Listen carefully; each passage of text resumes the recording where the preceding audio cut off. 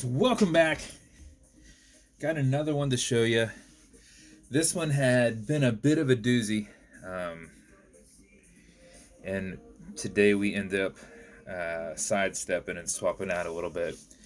So the plan on this was to do it in a Neptune case, and if you're familiar with the Neptune case,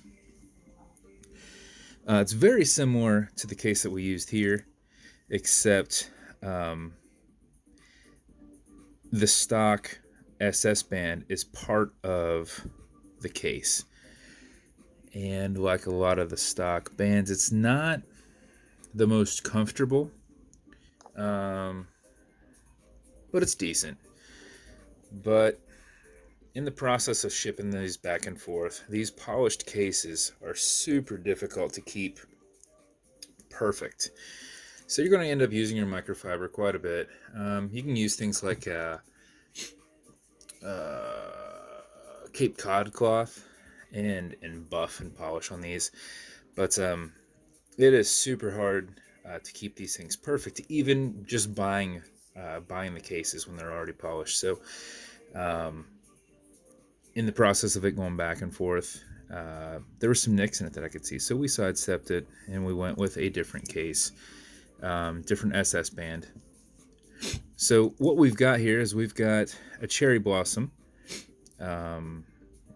build, and I had a buddy who's a tattoo artist draw out the cherry blossoms, and then we acid etched it into a dial and then custom painted the background in like more of a kind of a faded gray to make those stand out just a little bit. They are polished, so they have some shine to them. We did a very thin handset, silver handset polished, and then for some contrast, we've got a brushed, there we go, we've got a brushed bezel, and it's, two faces to it, so up and over. We've got a brushed crown on here, and then to tie it in, we've got a shark mesh hybrid where the center is polished, but the sides are brushed. So clasp is brushed. We've got a really low profile exhibition case back so that it's not as tall against the wrist. Silver movement holder in there, hard to see with the smaller window case back, and silver rotor. So that is the build. Like I said before, we were trying to do it at a Neptune, and it was just super, super tough, and thought this would be a better approach. So as with all my builds, this will move left and right. Now this is on super tight, so you're not really going to move it, and even if you did, it wouldn't matter. There's no numbering or anything like that on there, so it wouldn't even matter if you did turn it. But bezels on these will turn left, will turn right. Now this will fingerprint easily, so if you're going to go take pictures or anything like that, you're going to have to get your microfiber out and polish that off. So these are pretty tough to keep that way. So your whole side's polished, the little faces around here. So this is an automatic mechanical. You can wind it, you can wear it to keep the time, or you can put it in a watch winder. But if it's completely dead, or you're not going to be very active, or both, you need to pre-wind it before you put it on, or you're not going to be active enough to keep it running. So what you need to do, back the threads off, and you'll hear it, and you'll feel it clicking. At that point, you're in the wind position, and a wind is a turn that way. If you go backwards, it doesn't do anything, but it's a lot easier to maintain that winding. So this is winding it, this does nothing. This winds it, this does nothing, but it's a lot easier than doing this. Plus, when you do it like this, you start threading it back on, and you can space it out nice and easily. You're pulling just slightly, but you're not pulling into that first position. So if you pull it into, so if you do that for about 4 seconds before you wear it, you'll keep the time throughout the day, even if you're not very active, because you're going to be moving around a little bit. But you don't move around if you're not very active and it's dead. You're not going to be moving enough to keep good time on it. If you wind this for something closer to 15-20 seconds, that aggressive wind back and forth, you'll max out your 31-hour power reserve, and you can't overwind it, so you can wind it all day if you want. So if we sit here and wind it, which I had already made sure your movement was good and everything, so normally I wind them up, I sit them down, and I make sure the next day that they are running and keeping perfect time before I send them out. And that's by winding it like this and then sending that out. If you pull it to the one and only click, you can now set your time, and it's not a hacking movement, so that's going to keep going. And you're going to notice you've got a wobble crown. It's going to deflect lateral pressure on that stem. It's not going to transfer it into the movement, so it will just roll with it. That is a design feature. There's nothing wrong with your crown. Okay, Google, what time is it? It's 6:49 p.m. It also makes it nice and easy to thread right back on.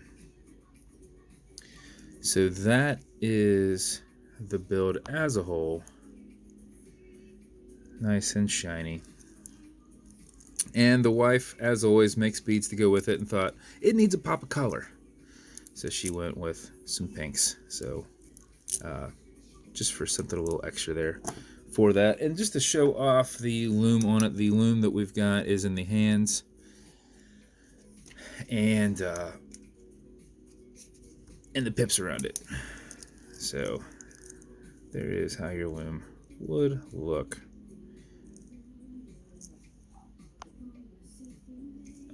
All right, turn that light back on. That strip light I got back there just aids a little bit. So this build will come with a matching, if we can get the focus to work, a matching cherry blossom top box.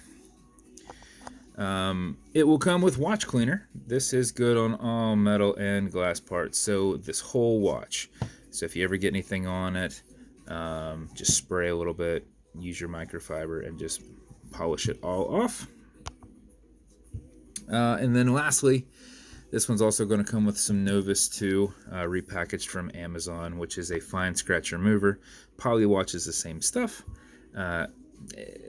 Without, labels, it does the same thing. So this is an acrylic glass. You can scratch it. If you do, just put a tiny, tiny bit on there and buff against that scratch, filling it.